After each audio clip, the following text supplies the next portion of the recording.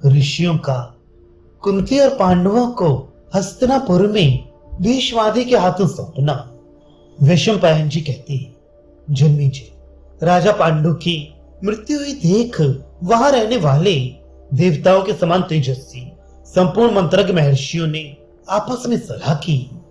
तपस्वी बोले, महान यशस्वी महात्मा राजा पांडु अपना राज्य तथा राष्ट्र छोड़कर इस स्थान पर तपस्या करते हुए तपस्वी मुनियों की शरण में रहते थे। वे राजा पांडु अपनी पत्नी और नवजात पुत्रों को आप लोगों के पास धरोहर रखकर यहाँ से स्वर्गलोक चले गए। उनके इन पुत्रों को, पांडु और माद्री के शरीरों की अस्थियों को तथा उन महात्मा नरेश की महारानी कुंती को लेकर हम लोग उनकी राजधानी में चले। इस समय हमारे लिए यही धर्म प्रतीत होता है। वैशंपायन जी कहती है, राज, इस प्रकार परस्पर सलाह करके उन देव तुल्य उदार चेता सिद्ध महर्षियों ने पांडवों को भीष्म एवं धृतराष्ट्र के हाथों सौंप देने के लिए पांडु पुत्रों को आगे करके हस्तिनापुर नगर में जाने का विचार किया। उन सब तपस्वी मुनियों ने पांडु पत्नी कुंती, पांचों पांडवों तथा पांडु और माद्री के शरीर की अस्थियों को साथ लेकर उसी क्षण वहां से प्रस्थान कर दिया। पुत्रों पर सदा स्नेह रखने वाली कुंती पहले बहुत सुख भोग चुकी थी, परंतु अब विपत्ति में पड़कर बहुत लंबे मार्ग पर चल पड़ी। तो भी उसने स्वदेश जाने की उत्कंठा अथवा महर्षियों के योग जनित प्रभाव से उस मार्ग को अल्प ही माना।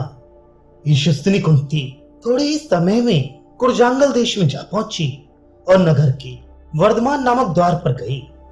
तपस्वी मुनियों ने द्वारपाल से कहा, राजा को हमारे आने की सूचना दो। द्वारपाल ने सभा में जाकर क्षण भर में समाचार दे दिया। सहस्त्रोच्चारणों सहित मुनियों का हस्तिनापुर में आगमन सुनकर उस समय वहां के लोगों को बड़ा आश्चर्य हुआ। 2 घड़ी दिन चढ़ते चढ़ते समस्त प्रवासी स्त्रियों और बालकों को साथ लिए तपस्वी मुनियों का दर्शन करने के लिए नगर से बाहर निकल आए। झुंड के झुंड स्त्रियों और क्षत्रियों के समुदाय अनेक सवारियों पर बैठकर बाहर निकले। ब्राह्मणों के साथ उनकी स्त्रियां भी नगर से बाहर निकली। शूद्र और वैश्यों के समुदाय का बहुत बड़ा मेला जुट गया। किसी के मन में ईर्ष्या का भाव नहीं था, सबकी बुद्धि धर्म में लगी हुई थी। इसी प्रकार शांतनु नंदन भीष्म, सोमदत्त, बाहिक, प्रज्ञा चक्षु, राजर्षि धृतराष्ट्र, संजय तथा स्वयं विदुर जी भी वहां आ गए। देवी सत्यवती, काशी राजकुमारी यशस्विनी कौसल्या तथा राजघराने की स्त्रियों से घिरी हुई गांधारी भी अंतःपुर से निकलकर वहां आई। धृतराष्ट्र के दुर्योधन आदि स्वपुत्र विचित्र आभूषणों से विभूषित तो नगर से बाहर निकले। उन महर्षियों का दर्शन करके सबने मस्तक झुकाकर प्रणाम किया। फिर सभी कौरव पुरोहित के साथ उनके समीप बैठ गए। इसी प्रकार नगर और जनपद के सब लोग भी धरती पर माथा टेक कर सबको अभिवादन और प्रणाम करके आसपास बैठ गए। राज, उस समय वहां आए हुए समस्त जन समुदाय को चुपचाप बैठे देख भीष्म जी पाद्य अर्घ्य आदि के द्वारा सब महर्षियों की यथोचित पूजा करके उन्हें अपने राज्य तथा राष्ट्र का कुशल समाचार निवेदन किया।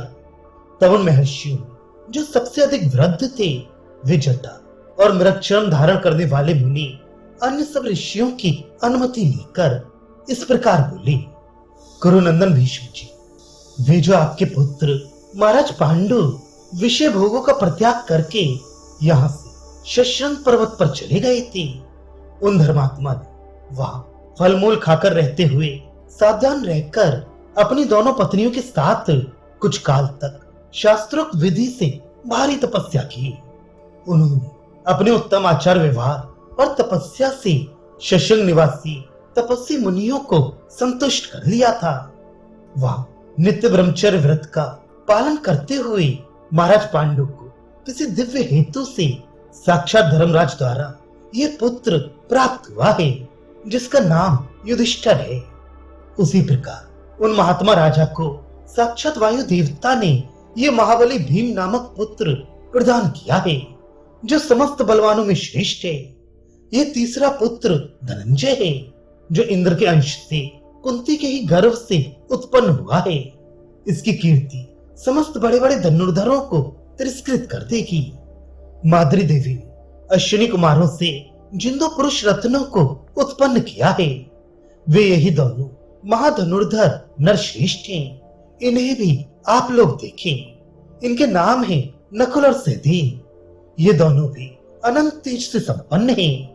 ये नरश्रेष्ठ पांडु कुमार भी किसी से परास्त होने वाले नहीं हैं। नित्य धर्म में तत्पर रहने वाले यशस्वी राजा पांडु ने वन में निवास करते हुए अपने पितामह के उच्छिन्न वंश का पुनः उद्धार किया है। पांडु पुत्रों की जन्म, उनकी वृद्धि तथा वेद अध्ययन आदि देखकर आप लोग सदा अत्यंत प्रसन्न होंगे। साधु पुरुषों के आचार व्यवहार का पालन करते हुए राजा पांडु उत्तम पुत्रों की उपलब्धि करके आज से 17 दिन पहले पृथ्वीलोकवासी हो गए।